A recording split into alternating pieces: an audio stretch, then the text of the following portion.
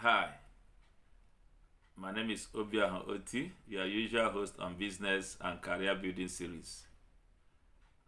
Right now, I want to continue from where I stopped and the topic I introduced for this month of July, which is how to start your own business while working as an employee in an organization. Remember, I said that it is something that I have in my heart as a burden to, as much as possible, ignite the passion of entrepreneurship in so many employees as much as possible, so that we will have a lot of people that are job givers instead of job seekers in our society. So, the topic we are going to see throughout this month of July is how employees, while working in an organization, can start their own business in the best way possible. So we are going to start this way. As an employee that is thinking of starting a business and you are working in an organization that is not yours, there are some basic things you need to know, and there are things you need to also do, because if you don't have the requisite knowledge, you will not act accordingly. So before you start, you need to understand that the idea of starting a business is not that simple, but it is something that is doable. If you have been following my videos, my talks on this series, you would have known by now that before ever you start a business, before you start thinking of a business, your thinking must be very big. You must have looked at what you want to do and plan very big towards it, think very big towards it. So if you are an employee working in an organization and you are thinking of starting a business, you are actually thinking of something good. But you don't have to think very small. You have to think very big from the beginning. And you have to know that what you are thinking of doing is not as simple as it may seem, but it is something that is doable. So how do we start? First of all, you need to know the basics of starting a business. And I have to just outline them, mention them briefly. In the course of this talk, I'm going to dedicate a whole video to explain them in details. One of the things you need to know about starting a business is at least you need to know about how to name your business if you start a business. Just like when you have a baby, you have a new baby in the family, before you give the baby a name, you need to think very, very carefully. You don't just name the baby any name that come into your mouth or come into your mind. In the same way, if you are naming your business, you need to be very, very careful. You need to think very deeply, and you need to equally think in a big way before you name your business. So you need to have a name for your business if you are thinking of starting a business. Then another thing you need to also know is that your business has to be registered. So your business has to have a legal registration, go through a legal registration procedure. So you don't just start a business and you're operating it as an illegal entity. So you need to know that if you are thinking of starting your business, you equally have to make plans to register that business. Now, as an employee who is working in an organization, registering your business is very important, but it is not something that you just have to rush to do. For instance, one of the things that should be very, very clear to you in your mind is that you are bound by rules and regulations that are operating within the organization that you are working.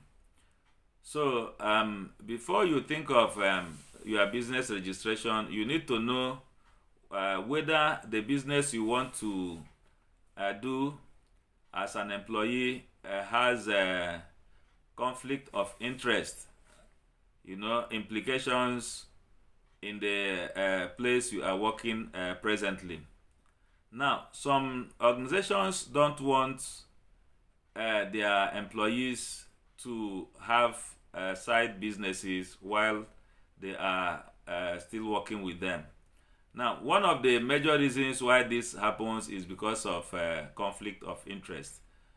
Some people, when they start their own business, they start it at the detriment of the organization where they are working. Now, this should not be so. At least, if you cannot use whatever business or whatever relationship you want to initiate to help the place you are working presently, I think it is unethical and to some extent even criminal for you to do so. So before you start of thinking of registering your business, you need to take a second look at your appointment letter or your contract as an employee, or better still, what they call staff handbook. Every organization have their staff handbook or employee handbook. So you have to go through it very well. What does it say about employees starting their own business? Does it give express approval for you to do that? The kind of business you want to register, does it conflict with the business that has already employed you? So if you look at it and you discover that there is a clause in your employment contract or your staff manual or staff handbook, as the case may be, that clearly or expressly say that you are not supposed to start that business, there are only two things you have to do. Number one, you either petition that idea of starting that particular business, or you think of resigning from that organization and then taking a job in another organization, which will likely give you that flexibility to start the business you want to do as an employee. Okay, and before I go further, I have to mention some other things you need to understand, that will help you to build or start a business. Now, you need to understand the kind of structure the business will eventually have when it kicks off. So it should be in your mind. You need to have a business plan. Of course, I've explained what business plans are supposed to be and how they are supposed to look like.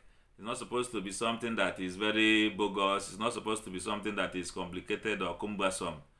It's supposed to be a working document that is simple, that will help you and give you an idea of what you are supposed to do and how it's going to play out with time. Okay. So another thing you need to know is that if you start a business, with time you are supposed to start paying taxes either to the state where you're operating or to the federal government. So from the beginning also, you need to have it at the back of your mind that you have to do something about tax. Okay, so generally everything that has to do with starting a business, you need to have them at the back of your mind while thinking of starting a business as an employee. I'm going to go into details concerning all this in the course of this series. But before you start thinking of starting a business as an employee, you need to have all of these at the back of your mind. Okay, so I have said something about conflict of interest. So if you notice that the organization where you are working presently frowns at its employees starting a business while they are still working, you have to be very cautious about starting that business. So what I want to advise people that are working is that don't even work for an organization that does not want the people working there to have a business as they are working along in that very organization. Now, the reason is that I believe that one of the best things an employee can do for himself or herself is to be able to start a business while still in employment. Now, I don't advocate that you should start a business and then because you have started a business, you now allow your employer's business to suffer as a result of the fact that you started a business. No.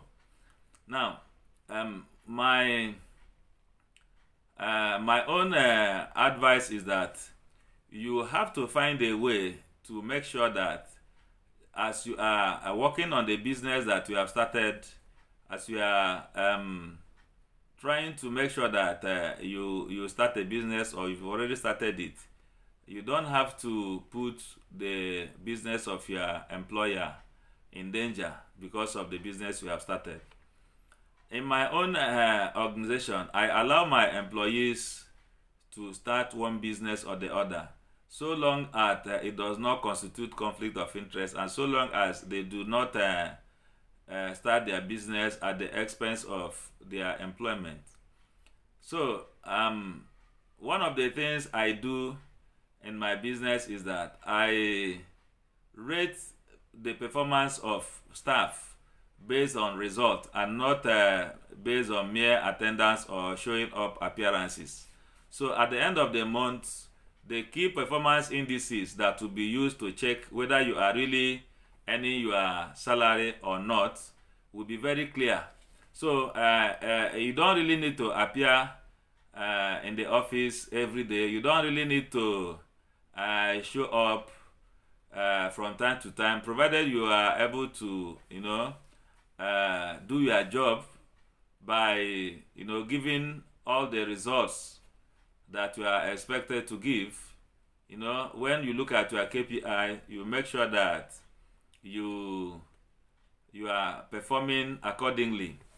These are the things that we look at, and we know that this particular employee is doing well. So if you are doing well based on the assigned KPIs that are given to you, we don't really bother ourselves some other things you are doing with your spare time. The problem comes when we look at the KPIs, we look at your behavior, we look at your interpersonal relationships, we discover that you are not doing well, and then we begin to wonder where you are at each given time. However, there are exceptions to this.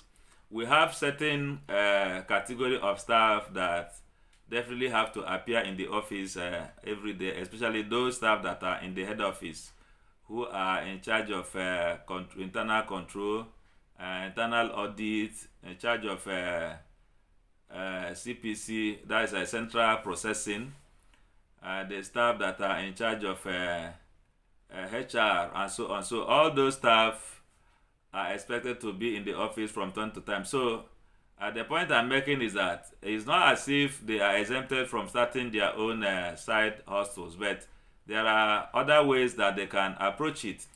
For instance, most weekends, Saturdays, it's not compulsory for staff to appear in the office. So you can use days like weekends to initiate something.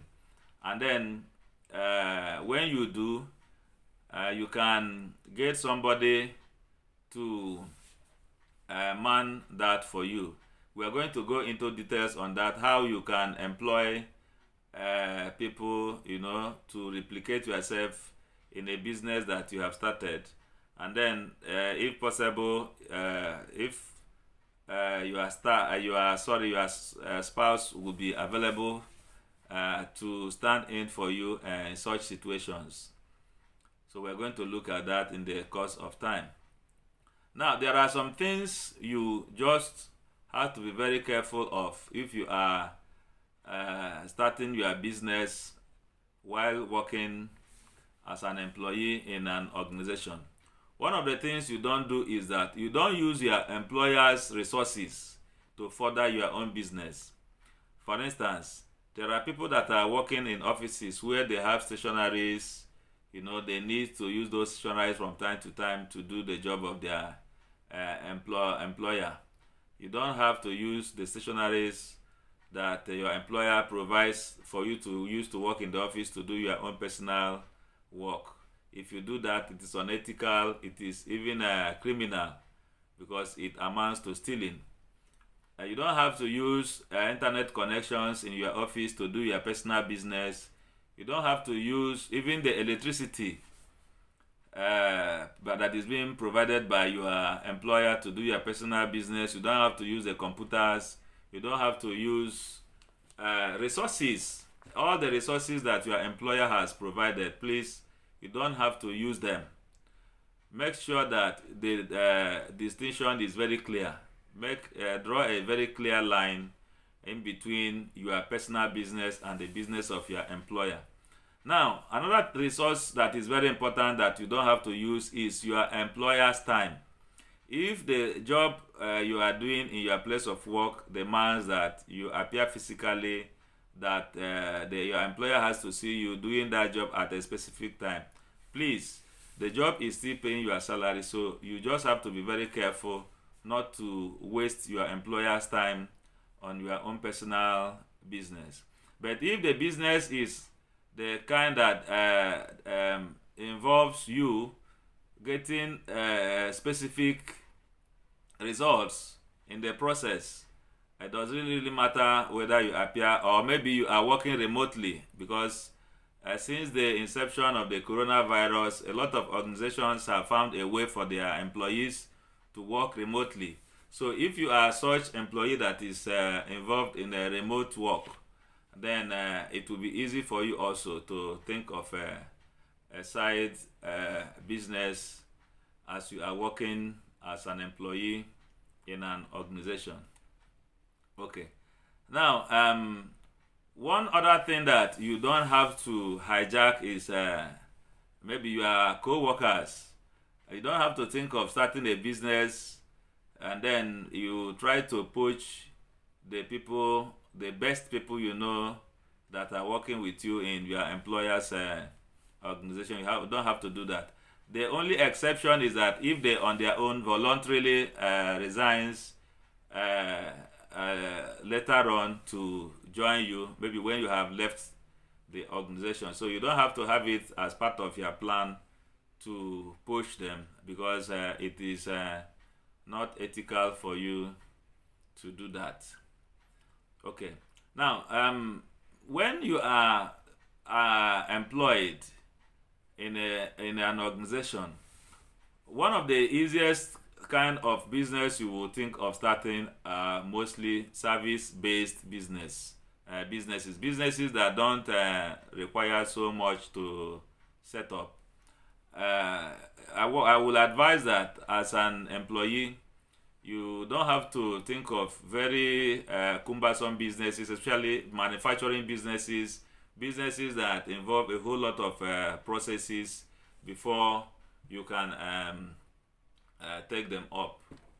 So think of businesses that maybe involve you to make use of the internet, maybe from time to time, like a business like selling things on very prominent platforms like Airbnb, platforms like Jumia,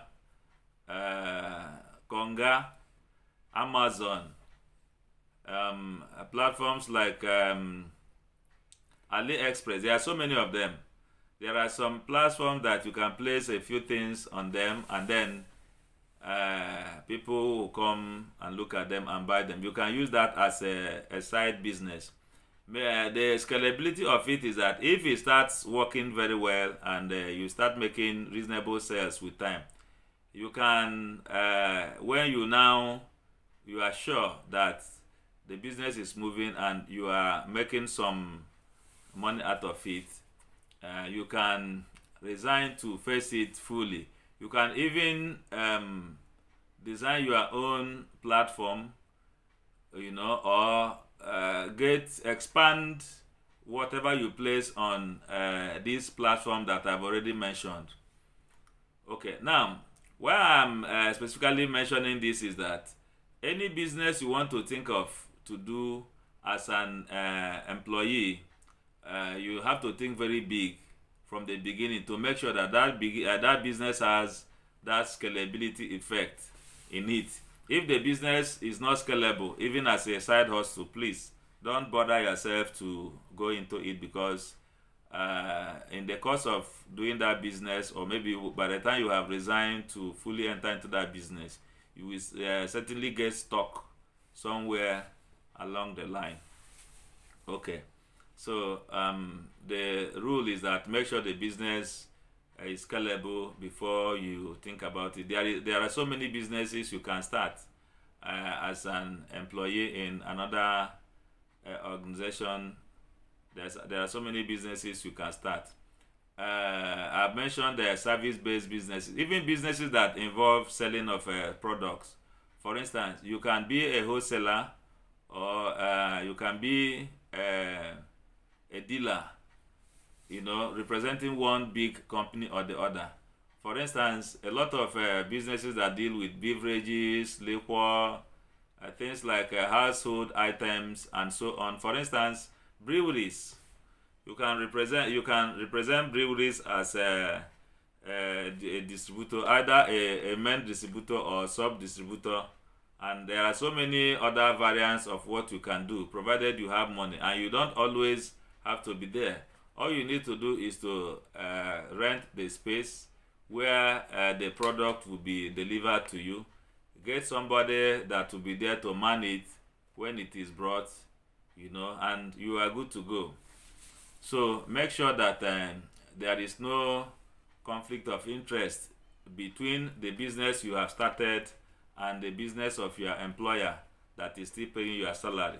And I'm sure if a lot of people think in this direction, the idea that people will come out from employment and become stranded will be a thing of the past, because as soon as your employment is over, all you just need to do is to move seamlessly from where you used to work before to your business. I remember the time I resigned from the bank. Many people didn't even know that I was no longer working in the bank, because there was no time I had to stop and remain at home for even a day or two. I still moved out the way I used to move. In the morning, I drive out, or my driver comes to pick me, and we even head the same direction where I used to go. So I just, from the my place of employment to my business, and work continues. So I want to end this video here. I will soon make another one that will continue this talk from where I have ended. But before I stop, I really want to encourage people that are thinking of starting a business as employees, that it is a noble thing to do, and it is a reasonable thing to do. So don't wait any longer.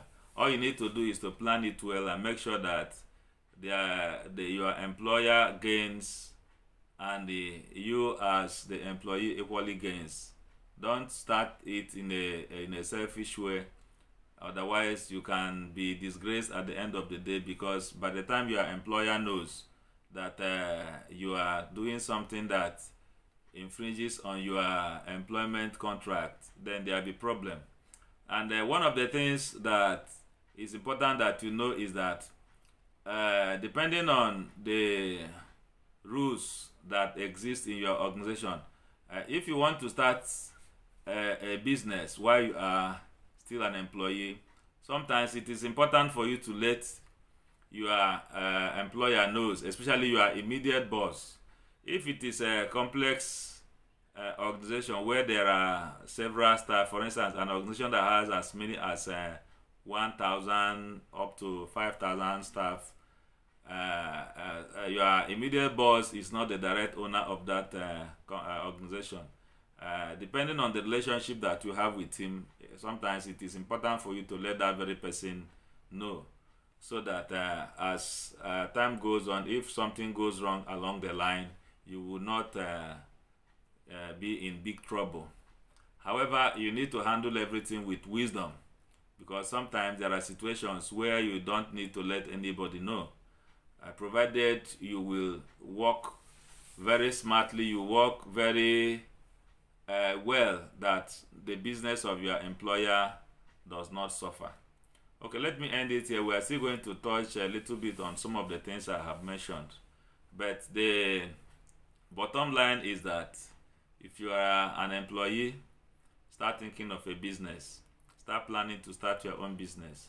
And at the end, you will notice that that is one of the best decisions you have ever taken as an employee. Okay, let me end it here. Thank you so much. We are going to look at further aspects of this shortly.